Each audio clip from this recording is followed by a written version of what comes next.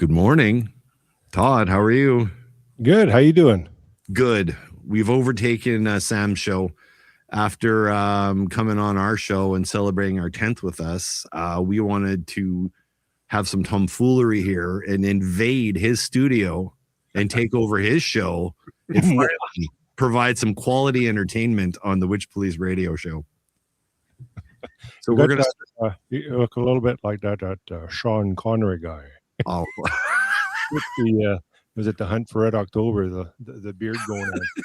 Yeah, this is new. This is the first time. Yeah, first time ever with this beard. I've never had a beard before. This is kind of never seen you with a beard ever. I got to develop an Irish accent for you. Was that Scottish? I don't know. I don't do accents. But anyway, yeah, because Sam's a little lazy, we're going to just jump in and take over his show. We're going to interview two people that are adjacent to Witchpolice Radio and the SeanGeek and FastFret Podcast, which is where you can normally find Todd and us. We've had Andrew on our show, and we did a crossover promotion with Andrew promoting his Lift album, which is the last Lift album he did, which is fantastic. It was definitely one of my top picks, I guess, last year. But he has another band called Crooked Ice, and we are going to talk to the other two guys in Crooked Ice, the two most important members of the band. Could you folks introduce yourselves? For sure. Congratulations on 10 years of podcasting, by the way. That's a feat. It's means I'm James Deberson. I play guitar in the band. Partially write the songs with Andrew. I play guitar and sing. And I'm Doss Palmer. I show up and hit things when they tell me to come. Nice. I'm also a drummer too, so all of my questions are going to focus on Doss for sure. I'm probably going to ignore James completely, so I apologize about that in advance. But Todd's the guitar player, so maybe he's got some questions for you. But so can you tell us about, so what is this band? I know there's a history to it. I mean, I know a little bit of it, but the Witchpolice fans probably want to know a little bit more. How did this band get formed? What was the genesis of it? Why did you guys get together? Like, what was the thing that brought you guys together? Well, Dawson and I have actually been playing for 20 years now. A long time. Yeah. The band got together because of our little friend Andy. He just kind of decided to text both of us one day and, hey, should we start a band? I worked with Andy a long time ago, like 20 years ago, and I had been following his music for a long time and going to his shows, and we'd been in different bands for a lot of years and gone to a lot of shows together. And then finally the timing worked out that neither one of us were working on much, and it was like, well, I know a guitar player. and away we went, I guess. Yep. But I've known them both for a long time. I guess I'm the connector. I met Andy at work, and I've known James since forever, since he couldn't buy beer, since I was buying him beer. Allegedly. You know what? That's a drummer thing. I don't know how many beers I've bought for Todd. No, I'm just kidding. No, because if everyone else is drunk, the drummer always sounds better, right? Like, I mean, that's right. Philosophy, right? So, yeah, well, that's the key thing, isn't it? The more you drink, the better we sound. That's how guitar works. That's our philosophy for sure. You guys ready to play fast? Yeah. So I just want to touch on that. So, Doss, you're saying that you were in some other bands with Andy. Wow, I got to start calling him Andy. With Andy before, is that true? Oh, no. I've never been in bands with Andy before. That he's been in projects and I was in them, and we played. I see. Shows together. Yeah, but we were always in other stuff, and then finally we weren't in stuff, and it was like, well, we should try. Okay, so like what bands were you in? I guess just the one that I was in the longest before was called More Than a Hand, but that's been kind of defunct for a while. But it was like a 2-piece instrumental, like kind of jammy stuff. Like, was it a bass and drum or a guitar and drum? Guitar drum. Yeah, he had Matt Wersch was the guy's name. He played through an Emperor rig and a bass rig as well, and had a big loop station, and he'd make big sound walls, and I just kind of jam on them, and we'd have hooks that we could come back to kind of keep ourselves in play. And sometimes it worked awesome, and sometimes it was terribly awful. And that's how it goes. We put out an album in like 2012, I guess, called Neighbors. It's still on Bandcamp, I'm pretty sure. I'm writing this down because I'm a nerd for local stuff. So it's pretty good stuff.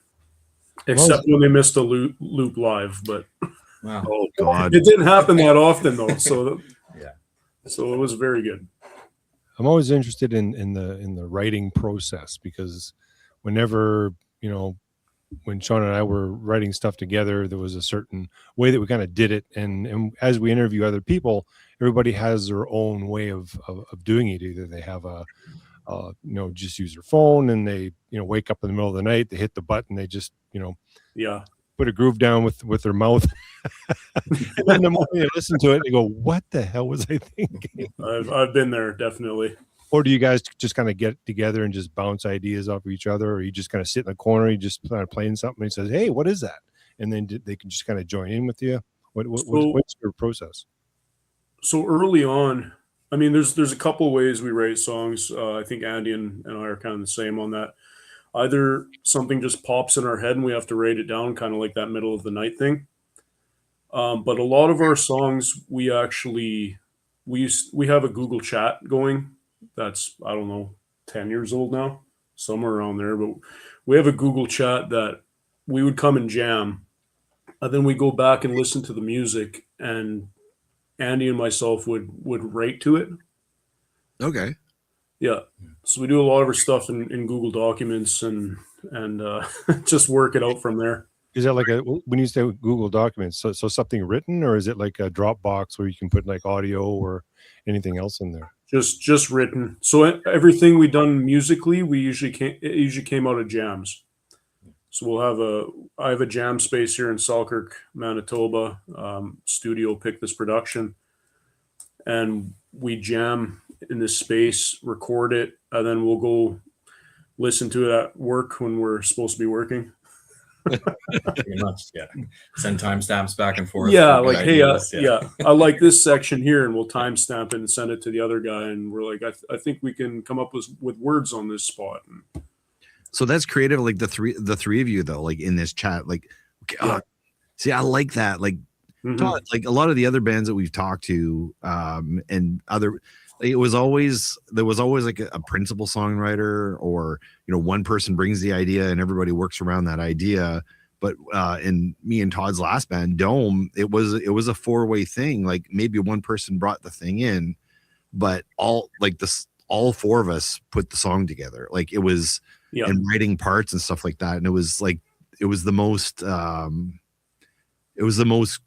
creative I've ever been, because it really pushed me. If Todd's pushing me to do this, or the drummer's pushing me to do that, or the guitar player's pushing me to like whatever, like, so you guys are actually doing that. Like, let me tell you, it's actually kind of unusual, because a lot of bands, it's just like, I'm the guitar player, I'm writing everything, and that's it usually. Like, I think we put our egos in check a very long time ago. Nice. But that's good though, because the idea is going to form in a completely different way. Our songs are, I don't know, to me they're kind of completely different from one song to the next, so it's pretty interesting. I was pretty lucky because I started drumming. Well, I was playing guitar first, and then all my friends got way better at guitar than me really quickly. So I was like, shit, I gotta do something else. So I started drumming, and had a roommate who was really into like playing tabs and playing songs off the radio. And so I got foundational stuff with him. And then I had a couple friends who didn't know any notes at all, and they just wanted to jam and make stuff up. So I was jamming halftime and learning fundamentals. And then being a drummer, it seems that there's always lots of people looking for drummers. So I got to play with a lot of people. I've been super spoiled. I never play alone, because I've always had somebody to play with, like somebody willing to jam like all the time. I realize that's like a huge. Oh yeah, like it's quite a thing. Oh, you're spoiled. I've had quite a run with that for sure. Yeah, guitars seem to be more available, I guess. So I'm a guitar player, but the last two bands I've been in, I've been playing bass. Yeah, that was the last. Just one whatever they needed. So well, yeah. So I always have a bass on hand. You never know. Yeah. There's always a need for that bass player, right? like always. So can we talk about the studio a little bit? Andrew filled me in a bit on the studio space there. It sounds pretty darn cool. Can you maybe talk about the history of the studio and how that came together? And Sure. Yeah, I started recording my own stuff early on. Not doing a great job, so I took some courses online and stuff, and just learned from people. Then all of a sudden, this person, Malcolm J in Winnipeg, he's a hip hop artist. I made a comment on one of his Instagram posts. I said, "Hey, this song's pretty good, but your kick drum's clicking here." Or I said something like that, and he came on and asked who I was and if I can come down to his studio, and then I kind of just caught the bug from there. So when my wife and I were looking for a house, we were looking for something with at minimum a concrete pad on it that I can build a small studio on. We ended up finding a place with a old 50s 800 square foot house that we jam in all the time. And yeah, I built a mix room, a vocal booth, a practice room, and the room we're sitting in right now, our vinyl room. Nice. Yeah. Wow. That's Todd's dream right there. I think Todd's like, "Oh, I want to do that." You have a whole house as a studio. Yes. Wow. In my backyard. In your backyard. So Very this. lucky. So when you say in your backyard, so this is a house, like it was a shed, or it's an actual house that was? It's a legitimate house from the 50s. That was. It's probably the original house. It is the original house on the lot. RTM Yeah. was put here. Oh, and then they built a newer house, and then just kept the older house there. Yeah. So this is kind of deemed unlivable. So I got it, and like I put a lot of work into it, but yeah, it's at the point now where I basically have a second house that is just the recording studio.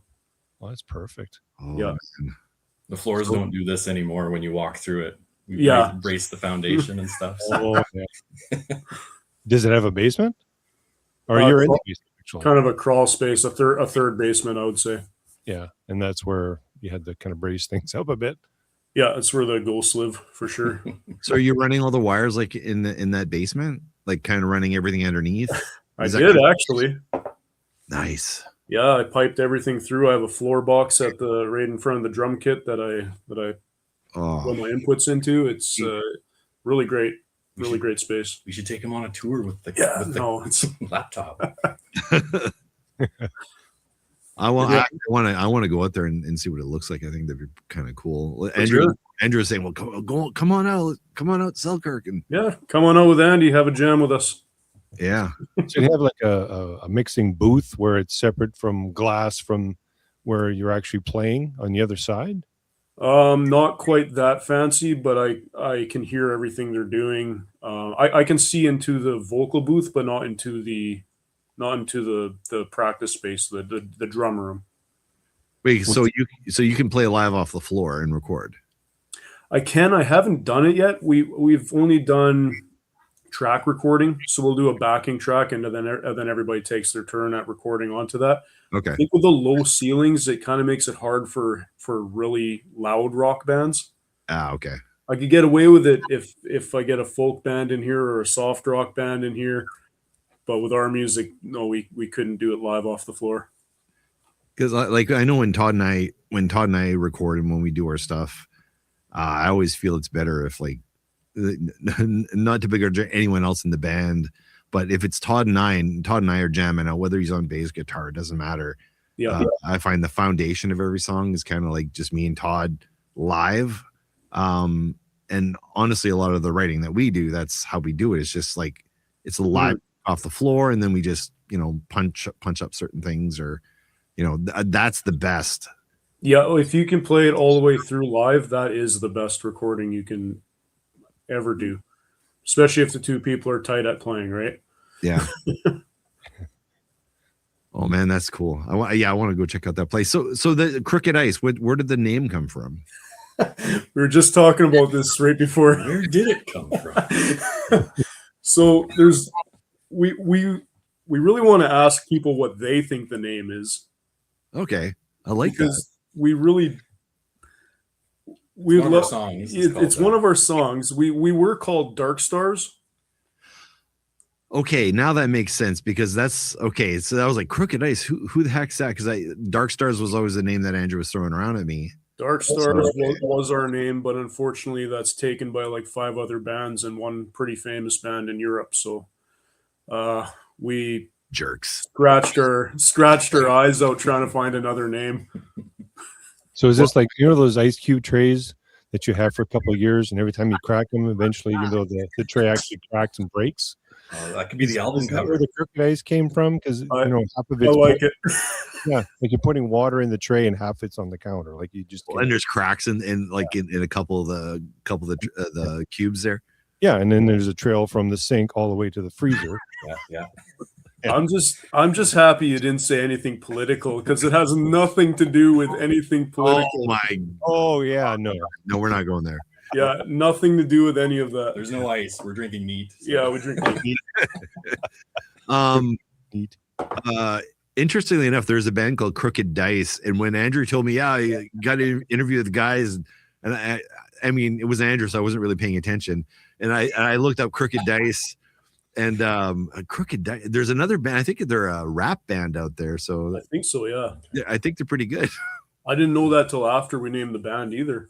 But that's okay. At least there's a differentiation. Our old band Dome, there's about 17 of them out there. Yeah. And even though we researched it when we put it out, all these other bands don't care that there's other bands called Dome. So, you know, you probably could have been okay with Dark Stars, but I think so. I really pushed to be original. That's cool. So Crooked Ice wasn't taken anywhere, so we snatched it up. Wow. So what do you guys do? Like when you're recording, do you have an actual board, or are you recording from your computer? What kind of a setup do you have for that type of thing? Do you have like rack mounts with all this universal audio gear and stuff, or? Yeah. I have we have analog preamps for everything that go into a Focusrite interface. And then yes, everything gets mixed in the box like everybody else these days. So yeah. Cool. So where was the most, like, where did you learn most of the things to do to record? Now, was it from YouTube videos? Was it from actual courses, or was it more friends that you knew that kind of helped you out that had already done recording? Kind of a mix of everything. I learned on the fly for the most part. I've been recording myself since I was 13 years old on a little Dell computer microphone that's like that big, right? Yeah. So I started off with that, moving that on different places on my desk and seeing where it sounds the best, and then just working with people through the years. I used to record myself, and my brother has projects all over too. I'd record him quite a bit. And then when I wanted to get serious about it, then I reached out to people like Derek Benjamin, Private Ear.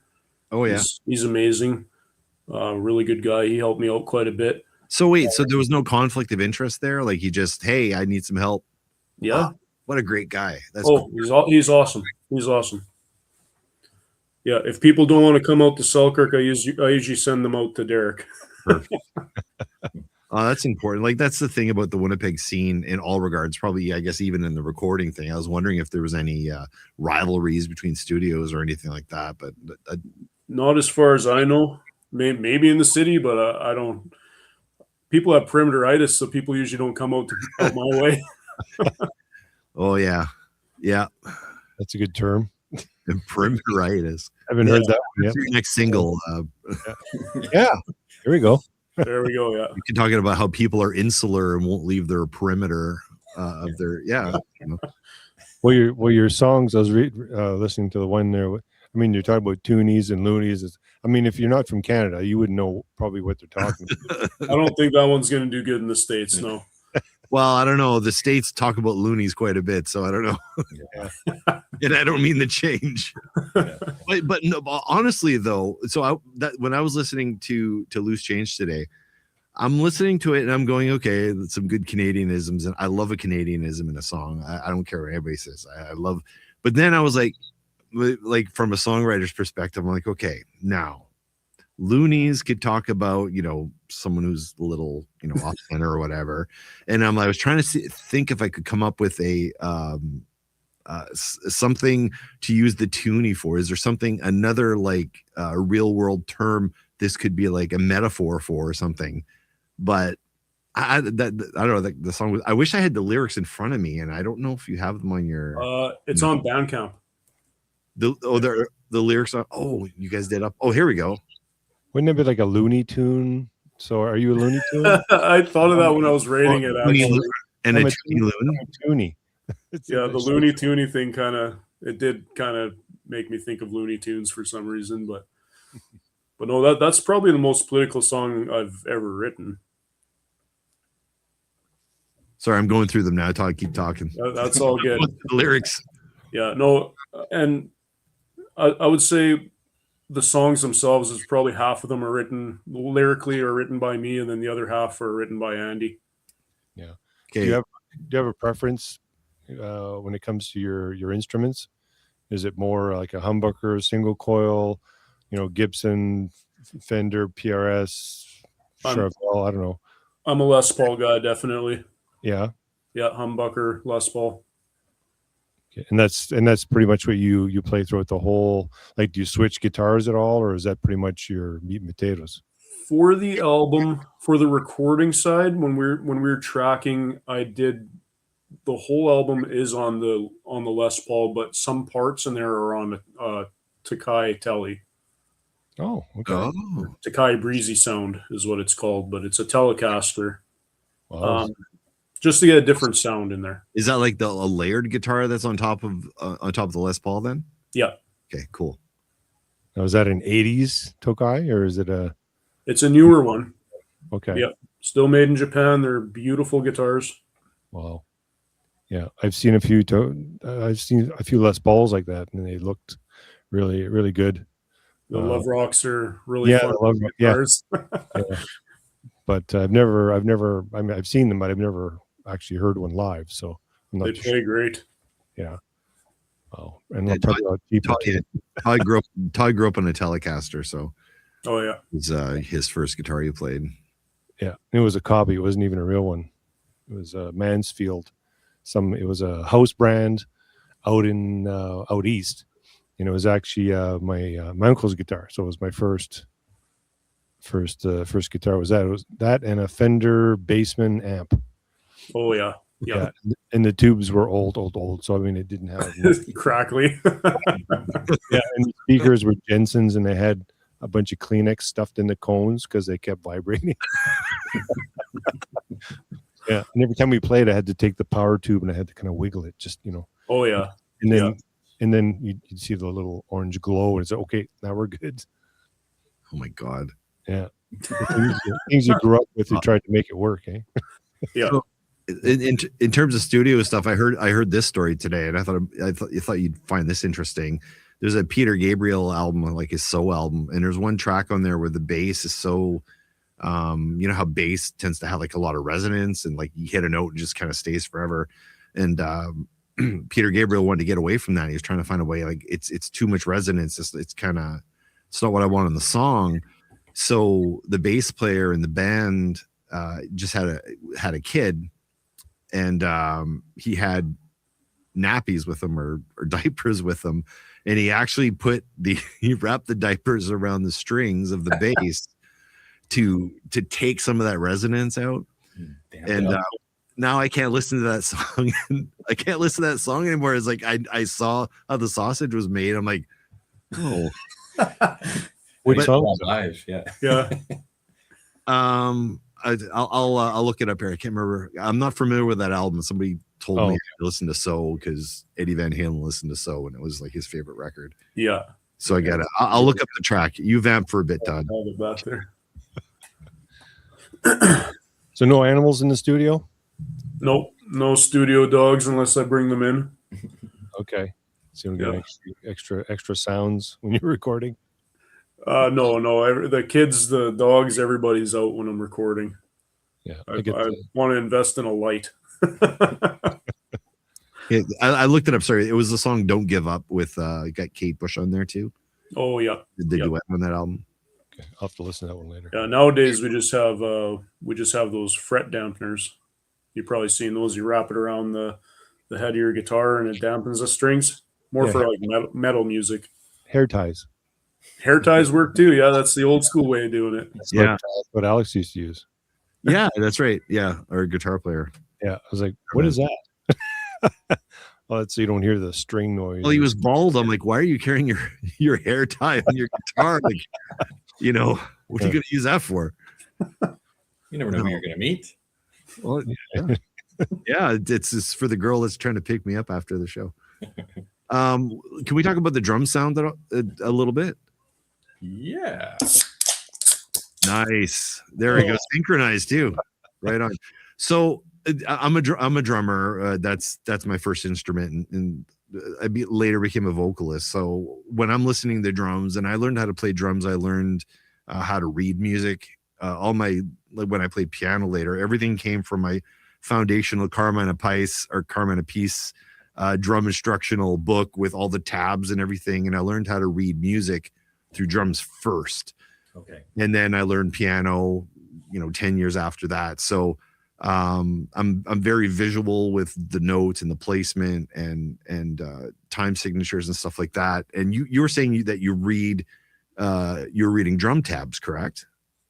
No. Oh God, no. No. I started learning with a guitar player who was reading lots of tabs. So I see. Okay. He was playing lots of straight kind of rock stuff off the radio things. Just play me.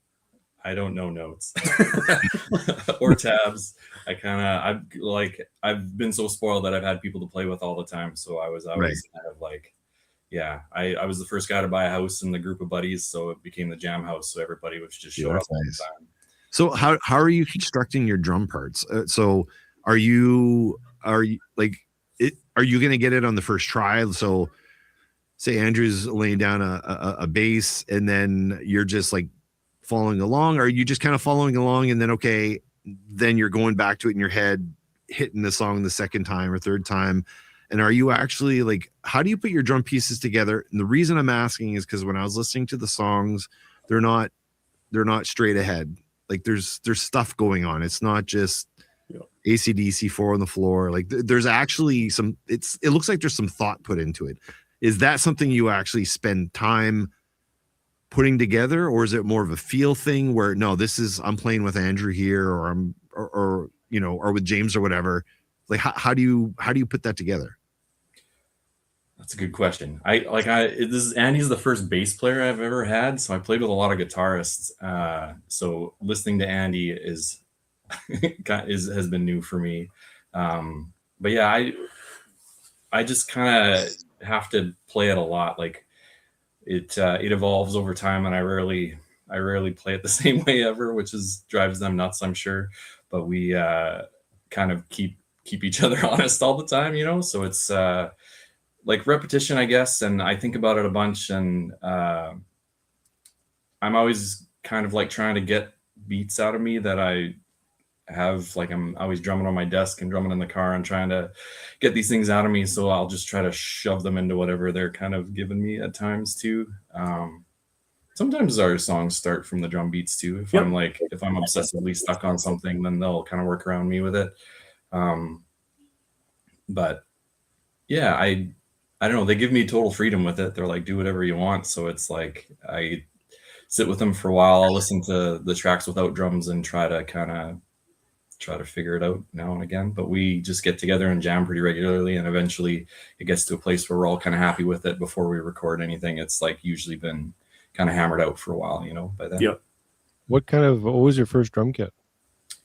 My dad's old Pearls. They were like sparkle blue wrap. It was like a Pearl jazz kit, like a jazz fusion. It had it looked like the President kits, but a little smaller. Yeah. Would have been from back in the day. That was when I bought that house.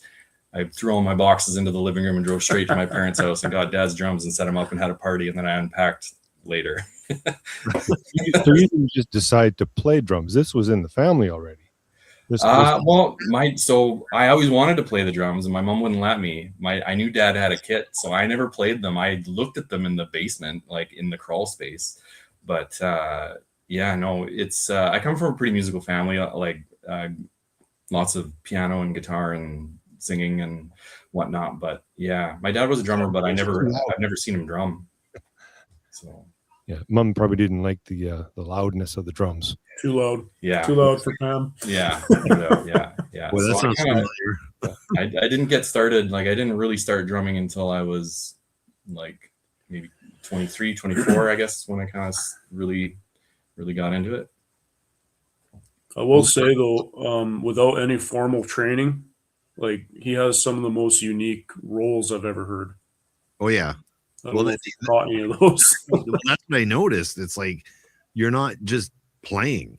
Like, there's more going on. Like, that's why I was asking, if you had if you're reading music before or something, because you're not just playing. Like, there's, if you listen to like Van Halen, for example, like every solo he has, like there's a story.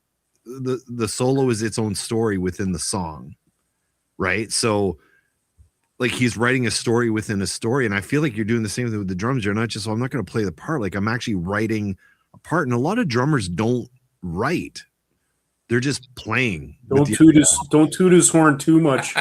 Easy. I'm not. He won't let it go after this. I like to keep it interesting too. Like, I don't know. I try not to fill the same very often either, which probably drives them a bit nuts, but. Oh, I love it. Yeah. And because like my previous band was quite improvisational. So it was like, I was just like, get lost in it and see what comes out. And well, yeah, when you're playing as a two-piece, you can't just play the drums, because there's some dead air to fill. If you only have two instruments, it teaches you to write on your instrument. Yeah. Honestly.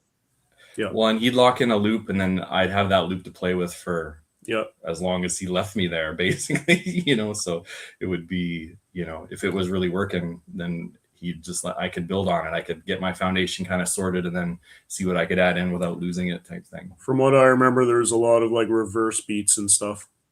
What does that mean? Oh, see, bring it backward. He just knows how to do it.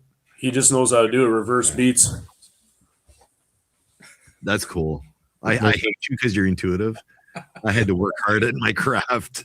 I had to read the Carmine a piece drum book and listen to him drone on for 4 hours. And, all right, guys, we're gonna do a paradiddle here, and then we're gonna put in a slight shuffle, and then we're gonna go into a nice jazz 1960s jazz beat. Are you ready? Like 4 hours of that guy going on. Wow. Let me tell you. See, that's why I get the accent. I know his voice better than I know my own brother's voice. Crazy. Yeah, can we talk? I think that's the same thing for me too. Like, I never took any lessons either. I started with drums, and then I branched out into everything else, and now guitar is my main instrument, but never a lesson. Is your family music, the same? Yeah. Same as DOS, or did your mother sing? Dad play guitar? Dad played and sang and was in bands in the 80s in Manitoba. Oh crap! We probably saw one of those bands, Todd. Maybe. I was gonna say too, your fundamentals are probably way better than mine. Is the thing. I have trouble playing 4 on the floor. Like, I can't. Yeah. I have to be keeping my own time and my own weirdness. So. Well, if you ever want to for learning that, you ever want to borrow my Carmine a Peace book, I got it in the shelf here still. It would drive me nuts. I would have a hell of a time trying to figure that out. Yeah, if we're playing Tom Petty or anything, this guy just loses it on rolls. So. Yeah. It was so the Finch of Wolf Island. Like, what the hell is this? So I'm like, what the hell kind of title is this? And then I'm like, but then I listened to it like a bunch of times, and I'm like, okay, there's a lot of stuff going on here with this song, and at first glance, it's like, that's an interesting title. And then I was going back to Peter Gabriel because he had this obsession with birds, and bird sounds stuff, and I'm like, is there a correlation here? No. and then I'm second listen and third listen, I'm like, that's a catchy fucking chorus. It is. it makes sense, but it doesn't. But that gives it kind of a uniqueness, which is kind of cool. You talk about how that song got put together. Yeah, it's really silly, actually. So when you're scrolling on your phone and you just find these random news articles and stuff. Oh yeah. So I hate to tell you this, but that song is literally about a bird. It's a metaphor. Like you could there's metaphor all over the place. Literally no metaphor to it, but there could be a million that you could make out of that song. Yes. No, it's literally about a vampire finch. If you want to look that up later or right now, if you want. It's about a vampire finch it's a bird that needs another bird to come to the island to feed off of. Oh my God. For some of its food sustenance. Super metal. Super metal. Oh yeah. Hence the guitar riff I wrote. Holy, this guy's scaring me here. Oh yeah. Oh my God, these pictures are horrific. Do they have like fangs or what's no? They're just like I'm gonna eat this other bird right now. And they're not very big. And they actually don't kill the other bird. They just pluck at its feathers till a little bit of blood comes out, and then they feed off the blood. But if they didn't have that bird coming to the island, they'd probably die off. So I just thought it was really interesting. Yeah, so I think this is a metaphor. You said a bird coming. I just heard Burton Cummings. So I think there's a metaphor to Burton Cummings in the Winnipeg music scene, and how it seems to always revolve around Bert. Bert's the guy, but I think you guys are trying to equate him to this finch, how he's getting all the accolades and all the press for the only thing that ever came out of Winnipeg, because there's never been, there you go. There's your story in the next interview you do. I'll steal it from you. Good to know. Because it is definitely just about a bird. What about the highest perch? So what's up with that one? It's so funny because I don't like politics, but I wrote a couple political songs, and that one, I mean, it is, as you imagine it, it's about mutiny. So taking down the higher power. And as I was writing it, I was thinking about pirates and stuff and all that. So it's just a song about overthrowing government, basically. I don't condone, but I do. There you go. Yeah. I like it. Todd, what the hell we were just talking about? Was it on our anniversary show? We're talking about anniversary show. We're talking about pedestals. I don't remember which show we were on. We're talking about pedestals and all this sort of thing. And that's the first thing I thought when I saw highest perch. I'm like, oh, is this someone on a pedestal? Someone that needs to be knocked down? Because on our Dome album, we have a song about pedestals and people that are put on pedestals and who built the pedestal that the person's on, sort of thing. What's the foundation of that pedestal? So, the pedestals in everyone's music. It's pretty cool. Yeah, like my favorite line in that is, "How deep is the water? Are there sharks below?" Yeah. I couldn't make out all the lyrics.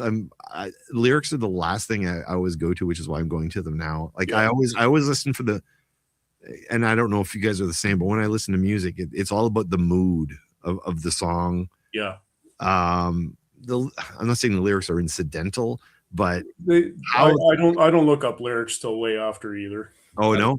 That's the drummer in you, because I didn't know most of the lyrics to these songs until we recorded them. And I was like, oh, that's what he's talking about. We've played these live so many times, and he didn't know the words to any of them. Oh, I didn't need to know the words. Join the club, James. Todd has no idea what any of my lyrics are. There you go. Thank you. Okay, even all Dome tunes, it's whatever. It's the feeling, the music. Yeah. The words are like, what's that Icelandic group that it's just all ohs and ahs? It's not even lyrics. It's just a mood. Yeah. It's just more of a mood that it creates. You're not really paying attention to what they're saying. Todd's going, what's that pedestal song Sean's talking about? I have no idea what the song he's talking about. I'm gonna check that one out after. We have a song about a bird. There we go. When he said pedestal, I thought maybe that was another bird one. Doss, you and Todd can fuck off right now. Me and James are going to talk real. I'm just kidding. Just kidding. No, this is good. And trying to keep with Sam's format. So this is the end of the time. You guys want to give us some socials? How do we find the band? You got any shows coming up? What's up with you guys? Yeah, so I don't know when this episode is going to release, but hopefully our album will be out when the episode releases. That'll be May 15th. We'll release sometime just before May 15th. Okay, so that's our album release. Our album release party will be June 4th at the Osborne Tap House. So nice. Thursday, June 4th. Our handles, I think we're Crooked Ice Band, at Crooked Ice Band on Instagram, and then Crooked Ice everywhere else. We have a link tree right in our bios everywhere. You can get all of our. I'll make stuff. sure. We have. We'll be pressing CDs. If you want to grab that, we got our CDs already. Yeah. Whoa. So those are fresh. Nice. So we'll have those at the show, and then we're actually pressing vinyl. Ooh, nice. Yeah. Vinyl's coming back. I'm gonna transfer you because I want one of those for sure. Anything local, sure. I'll get one for you. Awesome. And then there's also that Andrew guy. Do we want to talk about him at all, or do you know any shots you want to take? Here's your forum. How's the time? I don't know. Tiny Andy. I don't know. He's got way more online presence than me. I know I shouldn't talk anything. He can bury us. Yeah, absolutely. He's a force of nature. I've gotten to know him. He's a force of nature for sure. I'm just going to spoil things here, Doss, but he did ask me to replace you in the band. No, I'm just kidding. Well, he's been bugging me. He's been bugging me to come out to Selkirk and just jam with you guys or whatever. But oh yeah, that'd be great anytime. I'll bring my kit. We'll do a double kit jam. Yeah, nice. So I get two kits. Double kit jams in this space before. Nice. It's been really fun. Yeah, I've been since I had my kids. I've been kind of like a little bit distant with playing. Hopefully, as the kids get a little bit older, I can open that up again. I'm dying to play. I just play. Gotta find the free days. It's hard, but yeah, we all have kids too. It's just finding those free days. Yeah, become friends with somebody with a studio. Yeah, it helps. It helps. Well, yeah, that's what I need. Yeah. All right, we're going to cap it off there. Awesome. I hit the stop record and recording. What's that?